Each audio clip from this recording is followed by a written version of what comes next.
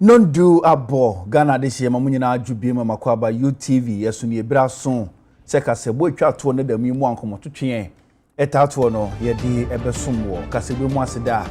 ya fama this way chocolate drink no hande no a ene unsu hie special so special range of drinks best point best assurance you tun chine ka ho bi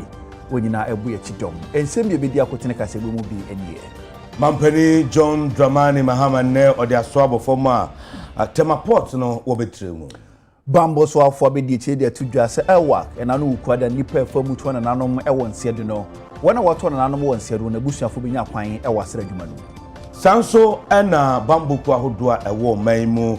police immigration ene won keka hono na me yaduma adwada obi akwanya to na obi a woni gi adwuma no watimi afafo enu afoto sanfo kenkan o my Ghana budget 2026 Ghana for ache wona adwen dia fa ho na budget finance minister di tu Ghana no honkomo na anwi ye be sign mu edi we eni nsem kai ne betodwa e wokasebo yi eso akenkan for ye me Sadat Muhammad Mene David Ofori Safo afeyebo era ensem no emo Ghana mampani John Dramani Mahama ene ode aso abofoma Tema port no abanbehwe na watremu na ochese expansion no oye phase 1 and 2 sika wodi ewram no ebe se 1.5 billion US dollars no beboa ama adwadie akonenim e Ghana and West Africa nyina. The first terminal in the old port,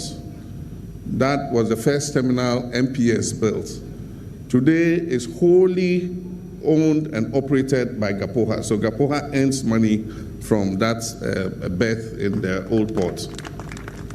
And so this has been a win-win partnership. I can understand that sometimes people try to play politics, especially when elections are coming up. I was accused of selling a port that did not exist. This port did not exist. How I could have sold it, I don't understand. But of course, it's an occupational hazard for those of us who choose to go into politics. Today, I'm proud that the biggest vessels in the world that enter the biggest ports in Dubai, in Los Angeles and everything come into Tema port.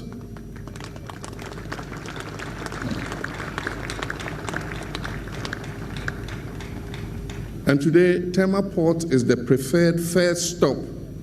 for all ships coming to the Gulf coast of Africa. And so all the big ships come into Tema port, they lighten up, remove containers from here. And the good news is that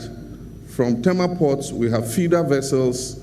that take containers going to Monrovia, to Freetown, all the way to Dakar. And we have feeder vessels that take containers from Tema port all the way to Douala in Cameroon. And so Tema has become the hub and the gateway to the whole of the Gulf Coast. enanu ukwada ena asra dwuma ekonu bia pono edito wo se Ghana for won kondo se wo somo moman asra kwan so no obepie mu Elwak Sports Stadium ye hwehwemu wo se fata wonya kwan adwuma bi otimi aye bi nipa nsia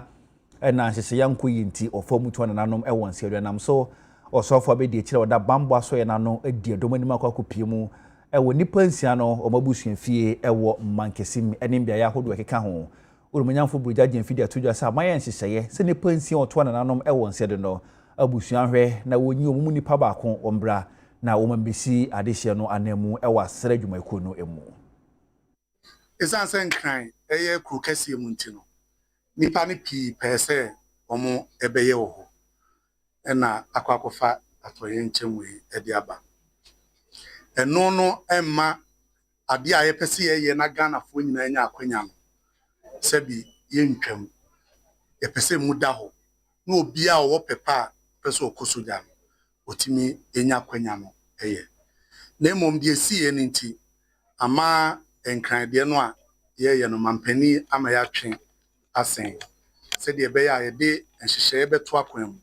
na bibia sa ensan enkosibio ti mampani asoma ye se yemra na yemfa meto ani se aban ebegyina busua chi na ehyehyɛ bi a ɛwɔ hɔ a ɛwɔ se yɛyɛ na yɛde sie yɛde hyɛ yɛahwɛ na yɛayɛ yɛtɔ so mmienu nso mampani sɛ yɛmfa nto abusua anim sɛ wɔn ho kan ya sɛ bi na wɔn pɛ so nka wɔn hyɛ soja atade a wɔn afiri mu no abusua ne mpɛ wɔn anan sini na yɛmfa wɔn nkɔ soja no mampani na ama me kwan sɛ yɛmfa nto abusua n'anim nti ɛno yɛbɛma aban krakyepani wɔ ha ɛne mpanifo a ɛwɔ region no ɛne mo anya nkita hudie na abusua no gyinam sɛ wɔn nua bi wɔ hɔ sɛ abusua bɛyi obi a obetimi akɔ soja no na wasi nanan ɛno nso yɛde ho hyehyɛ ɛbɛto ɛho. And this time no we are mourning with the family. The person who say you are not alone. The entire country, His Excellency John Mahama and the government is standing with you through this painful period. Na ishishare woho ema nkwala no omo aka baabi na omo a omo eprepre nyina no His Excellency say ojinemu omo hia emoa na yama yendi share befitting burial no obejinemu na oman no ata ebusuachi na yeba no befitting burial na afenso no omo a omo hia yaresa nso no me sure say mo ate say omo nyina wo 37 a aban afa omo ho ka enyina kosi time a omo ho ebeto omo nti eba ha ye ndi ne bone ye di chepa na ema irade say areho a di yare eba de nyame eyi free mo akwan mu ba all means say nipa ni ho de esu de ye be ni so de ye beti bi but areho ebe ma yare aba de nyame eyi free ho ye ma mo hyeden Yaremoko Oswafo he efisam eso onmonyamfo Mohammed Mubarak Muntaka na kese echina aban bi akwanya no to hono na Ghana de hye pese wonwura bamboku ahodo no emu bi se police immigration customs fire service ndi keka no womtimi fa forms na so Oswafo de atudwa chese enam de si work ntino watwendwedi no e de akọ adwada ebe November bosom ne de toso edunso. Ladies and gentlemen, as you are aware, the Ministry of Interior advertised in the national dailies on the 5th of November 2025 about the ministry's plan to recruit into the internal security services, namely the Ghana Police, Ghana Immigration Service, Ghana National Fire Service, and the Ghana Policing Service with narcotics control. The advertisement indicated that application forms will be available on the 15th of November 2025, which is tomorrow. However, in the light of the unfortunate incident that occurred on Wednesday during the Armed Forces recruitment process, the Ministry of Interior, in consultation with the security chiefs, has decided to postpone the start date of the application from the 15th, which is tomorrow Saturday,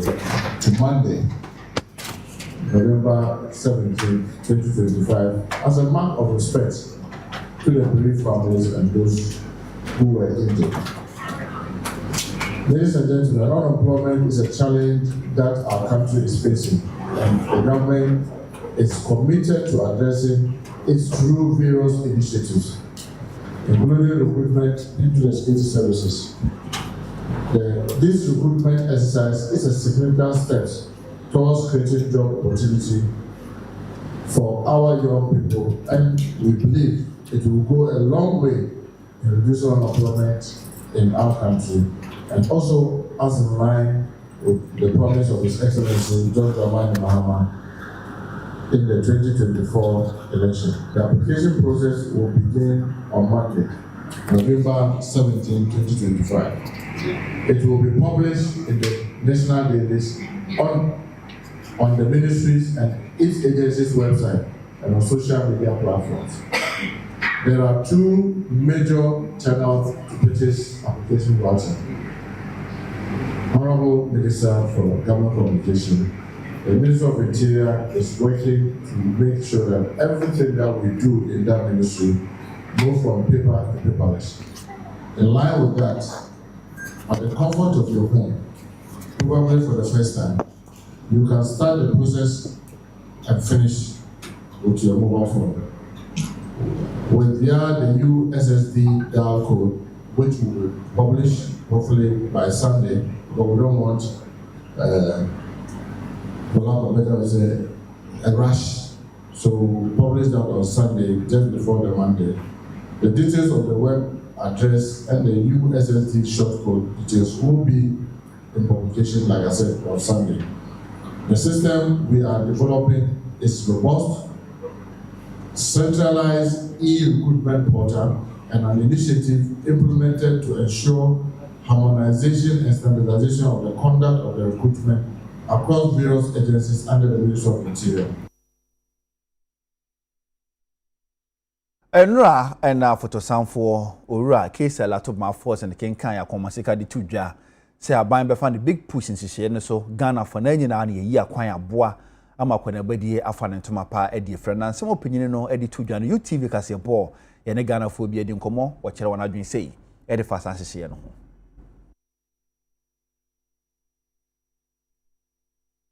Right Honorable Speaker, the Big Push Infrastructure Program launched under the leadership of President Mahama is Ghana's largest investment in modern infrastructure, valued at the equivalent of 10 billion United States dollars. It is turning fiscal stability into visible progress by building roads, bridges, ports, and logistics. Abansi Big Push. Big Push is or the neniche akwan bi ebeboa Ghana abua West Africa na waye we twa ho akonwa sika na say waye budget for it estimates ode be yes ade no say aban bia bana ko so obeye bisa anka beboa Big Push no me wunima de eya me de wo kasa akasi afa kuma ase ekrom essay akwan nyina no ene ye omokwan amomo se wo ko Western region akofa mu akofa liboni ade akona Big Push affect ho a se akwan no ho ato no di akwan wa ho ato no employment beba imagine say contractors local contractors and even foreign contractors impo and the Big Push adwuma mu ma odru kro bi obefa nipa adwuma obefa mason for obefa steel benders obefa dey oton ade okro mu ebeto because ye kwan ho a ahoho abekro ni mu contractors abekro mu obi the direct rent ebe han because contractors abekro mu ben han da manipa Big Push dey game changer say even you can ebema economy ni be dey and then at the same time also no and then what the Mahama administration is doing is far better ebema economy no be there ebe go me more than the previous one fine pa because Ghana yakwan nyina nye ni ariade nti saban bi push na oye no me hu ni say too many there fine because obi kura okumase a obetimi aba adwuma wa Accra na je say ebema adwuma sem so no akon awano ama economy no bibia agina fine say nkomo de osio be yoyo de a enke no so ye be boa pa ama say Ghana ne akwan nyina anye so ho ha dwen esa drivers no so mo complaining about omo spare parts no ne ade no fa kwan no so a say omo cars ne ade nti no so no enya bad cry ni yen na hia ba anya ni kan nti so betimi ayen kwa da nde ebebo aye o say de ye drivers nde say le do ko be a ye brand say Big Push ni ba say ebema o hanu so ate ti say ye traffic wo ko be a obedi traffic mu ni ahochire na wo ho no ebema accident ni we no so ate so bad o ya ebebo aye bon but say the way in term na hia ebi wa adada no so edoso nti ya so mu na da yenkwa de so metumi aye ma yenkwa de ye pensa President of that Breast Care International no ene mame Beatrice Wiafe Adey opanyini na wosra ban senke be ya import duty no aban di honkomo kakra yente so na eto ahodo a okra ne ma deda so na ma ne ma boye den no so aban hwe ne wohwehwa so kakra san se apomudin akade ni ndododo na wokra di fira mono ne no ombeton ode be ya adwuma de che Ghana for free na okokra nro a ne boefo de abema Ghana for free na eto a obitu ansa na wayi nro ni se ne emmoa ma pepo mo so mbesom Ghana no emfa ne to famfra eni ti obesra ban se duty no ene taxes no aban hwe na wo hwa so biem emfa mo. Peace and Love Hospitals and a Breast Care International and a fee Ejumekuo Kesia ewo America brochimemu aye from direct relief na Ejumekuo Ejumekuo a ache yie pa na eboa ema edi enuro ene enema betimi aboa amanfo ewo womo asetene mu no omo ye pa na breno no omo ne Peace and Love Hospital kaboma omo di enuro edi free America brochimemu e de ma yaresabea ahodo a ewo Ghana ha a omo betimi ade aboa womo a omo ennibi nenso so no womo hia enuro bi a atwere amomo a bebi omenye aduro no kra no eya na kwakwa ebu achibedin na bi aba eno na yaresabea bibre ekopie mu wo Peace and Love Hospital aso ye odium emra wo mo echiche enuro yi na Dr. Mrs. Beatrice Wiafia de kwancherefo panyi a oda Breast Care International no ede nsem yi etu edwa. Breast Care International ye ne adwumakuo bi ewo America from direct relief ewo apam. And since then, no, any woman a was a guitar who didn't say in drew titru. Ah, here, ya, ye be a ye my mono, almost the baby brain. This time around in Ryan Sakai in about almost 3 tons. I de ma oma a was a dream of how kakra. In fact, second ye a tour. That's why say Triana and can we bosmi bia and kebenya bidiaba. But say be ya be clear in rune fi port no. Yana etete. And untini intimi fama show no. Senka abayano ebetimi aye bibia fa etuo na yetua wo port ne so kebeboaye because these drugs na ye original drugs tinibo ye den but yen set me kana say ye chicha yen ya yarefo na omu benefit entinka ebetimi dia ebenya anka ban enyi sa tax ne mfiso na yentimi emfa ne ma no bebre mra. Eno Echino, Head of Programs, Edema Basic Needs Ghana, Dr. Dokurugu Adam Yaya, Eso Ejina, Ninuyamu Nina Anemu, Omomunya Achadie, Ekasa Echiremu say. The donation that we are receiving today from Breast Care International, which is generously offered by Direct Relief for us, comes in very timely to support the work that we do across the country, particularly in northern Ghana, where we are taking the medication to. So, access to medicine. Ena brebe makwan na kasebo ne de nyina asie. Kasebo na sise no David Oforisafo ene mpenifo besinkonwa na wadi Ghana enkomo. Enyi wafidie ni firi ha etwen ho abasisia.